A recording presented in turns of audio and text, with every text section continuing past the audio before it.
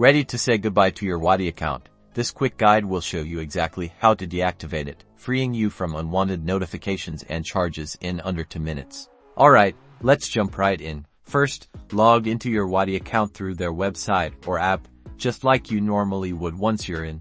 Look for your profile icon or a settings menu, usually located in the upper right-hand corner of the dashboard. Click on that. A drop-down menu should appear from this menu. Find and click on the option that says something like My Account or Account Settings. This is where you'll find the deactivation options. Now, scroll down you might need to do some looking until you find an option labeled something like Deactivate Account, Close Account, or something similar. Click on this. Wati will likely present you with a confirmation message, possibly asking you to explain why you're leaving.